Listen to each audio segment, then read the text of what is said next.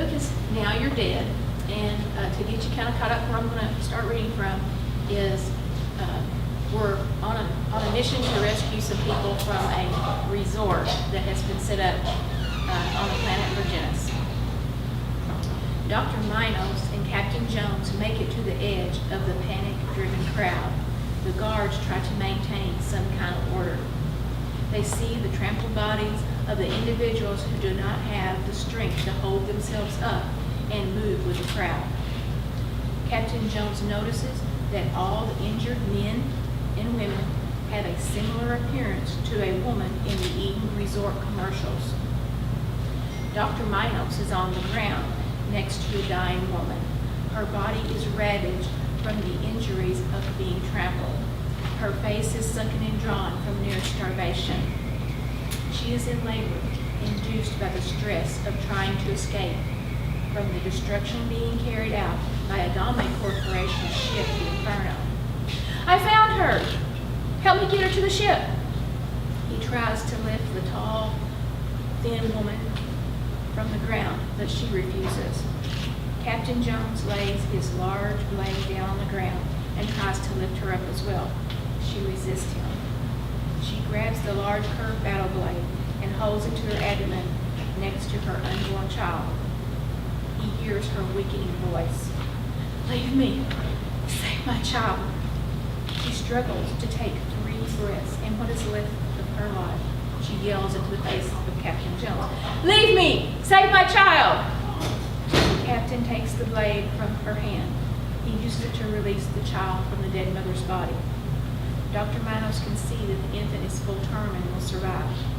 Captain Jones pulls Dr. Minos up as he cleans the airway and tries to get the child to take its first breath. They begin running, but Captain Jones quickly outdistances the barely 4 feet tall and small frame Dr. Minos.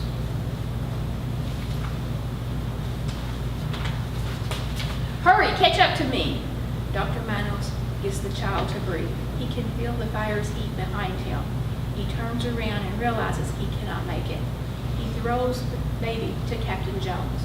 Stop! Captain Jones runs back to him and catches the child just before it hits the ground. He tucks the frail little naked body into his chest, holding it with one arm. Captain Jones tries to run through the crowd. The harder he pushes, the tighter the crowd becomes. We are too far behind. I can hear the warning sirens. They're about to take off. We didn't make it in time. Minos panics. There's a bridge emergency exit I think we can use. Hopefully the crowd will not see us. Think you can make it?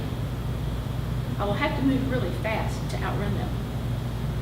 They make their way out of the crowd and run towards the front of the ship. Captain Jones and the child are below the bridge. The communication officer sees them. Open the exit, it's the captain. He is relieved to see Tula of the Catacombs, the nurse practitioner for alien pediatrics. Next to her is Dr. Greta Frederick, the chief surgeon of the facility's prison and on the ship.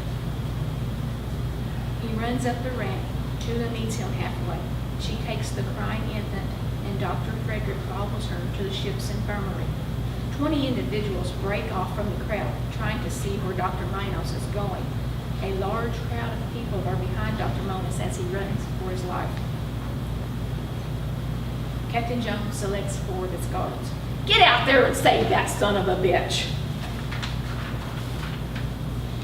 The 4 guards move toward Dr. Minos, clearing the path through the evacuees for him to enter the bridge safely. The ship is preparing to lift off. A desperate crowd has now become an angry mob. Matthews, the largest of the guards, grabs Dr. Minos and runs toward the ship. The rest of the guards provide cover fire behind them. Matthews drops Dr. Minos on the floor in front of Captain Jones, like he was a dead carcass from a hunting expedition. Everyone laughs as Dr. Minos complains about his mistreatment by Matthews during his rescue. Look at this cut, and I'm sure I will have a horrible bruise where he dropped me if he didn't break my hip. Hell with you, Matthews walks away. Did you hear that? Such disregard as to who I am and no discipline in your men. He was just given the general consensus of how all of us feel about you around here, says another guard. A voice comes over the communications system, linked to the bridge from the cargo bay. Captain, we cannot take any more people. Close it up and let's go. Captain Jones can see all the people they are leaving behind. Universal Exterminators Incorporated is only able to send one ship, the Death Angel. This ship is built to provide an extermination team with equipment to assist the military and mining companies in the mitigation of any threatening species. It is the first time the ship is used for a humanitarian mission. Of the 2,000 trying to leave Eden, the Death Angel is only able to take on 500 souls. Most of them are infants and children. Even though Adame Corporation promised their client Pegasus Development, these created products would not have human emotions or desires. They chose instead to save their children. The death row inmates call him the ferryman. Sarah, his daughter, calls him Daddy. 7 years ago, since he and Dr. Miles found the infant and named her Sarah, Andy Jones is no longer the captain of the Death Angel. The chemicals in that fire from Adame Corporation's ship, the Inferno, are tearing his body down. He knows he doesn't have much time left. Now, it is even more evident that his health is getting worse. He is standing at the break room seat, thinking of all the things he will miss as Sarah grows into a woman. Her first date with a boy, graduating from high school, going to college, getting married, and oh, how great it would be to have grandchildren. He knew he would never see any of them. Everyone on his father's side of the family died before they reached 50. He made it to 55, but it wasn't easy. At least I've been able to spend some time with my daughter. Having this thought comforts him.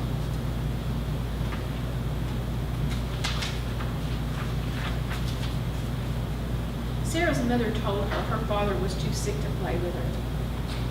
They had been staying at Universal Exterminators Incorporated for the last 2 weeks. Her father is in Dr. Minos' infirmary. Today, Sarah decides to venture off on her own again. She gets off the elevator at B7 and goes to the right, where she was told never to go. Sarah sees a 10-foot circular cast iron vault door. She remembers seeing the symbols on her father's war clothes, but this hydra has 9 heads.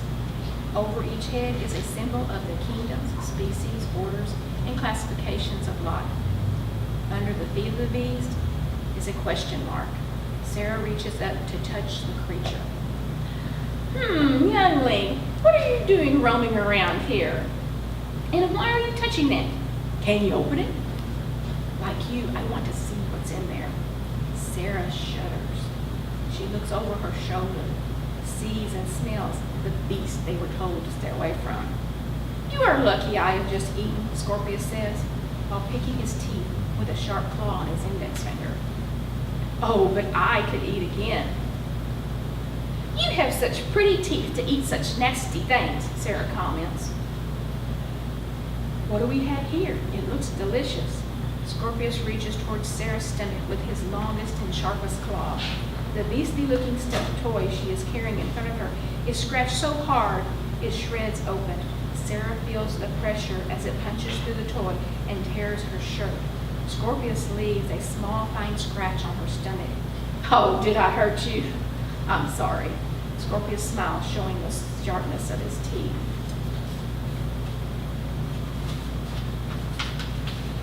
There is an urgent knock at the door of Dr. Minos' house. It is Greta. She is very angry. She will not stop yelling at him. Ernest, it's you that started all this. The fires, the specimens escaping from the lab. What did you do? She shoves him as she goes into his house. What did you actually see out there when you had me stop on the way back from El Paso? We're going to lose that contract because you were playing around with that stuff you found on the side of the road. Greta, let me get a shirt, and we'll go. I will show you what I found. He is so upset that Greta is talking to him as if he were a feral dog that she caught in the trash. Okay, Greta, let's go. He gets his keys, both of them into the Mini Cooper, and out of town they drive. Dr. Minos is taking her out to a deserted area near Bill's Quarry on FM 2469 going northwest. No one will hear them talk about what Greta believes Dr. Manos has done. When they arrive, Greta gets out of the car. He always had a Glock stashed under his driver's seat. He never imagined he would be killing Greta, but now he realizes all of his efforts to get her attention are now in vain. Greta would jeopardize everything he has worked for and the new discovery he has made. She doesn't see him put the gun in his pants under his jacket. She turns around. Aren't you supposed to show me something? Why did you bring me all the way out here? God. You have been the most disgusting thing I have ever called a human. Usually he didn't hear all the disgusting words she would say to him. Tonight he felt the cut of every word. He realized she would never love him. Dr. Manos walks out from behind a small car and follows her. She turns around to face him. Greta sees the gun pointing at her. He fires 2 shots into the left side of her chest. She falls immediately. By the time Dr. Manos gets to her, she is dead.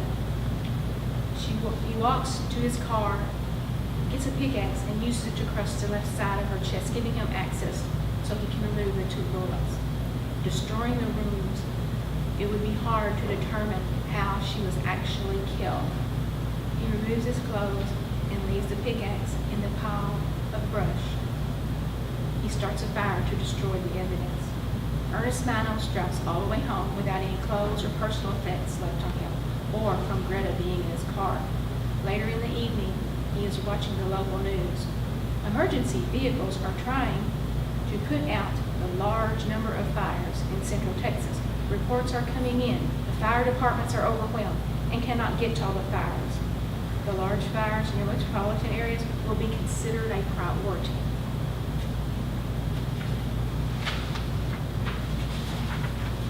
Now, Sarah has grown up and she's working at the same place her father works at Universal Exterminators.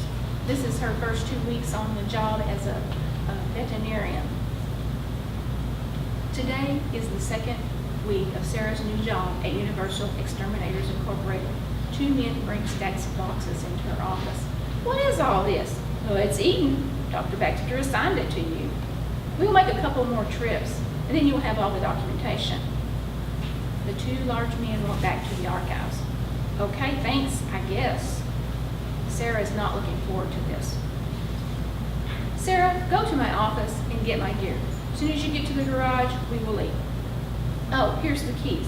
Dr. Baxter tosses them to Sarah. She catches them with her right hand and starts walking to Dr. Baxter's office. Oh, Max caught one of those creatures that attacked you. The taxidermist delivered it this morning with the rest of the work we requested.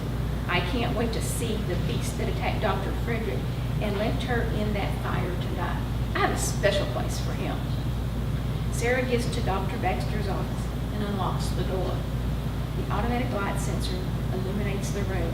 As the door opens, Sarah looks straight ahead and sees the motionless body of Dr. Michael.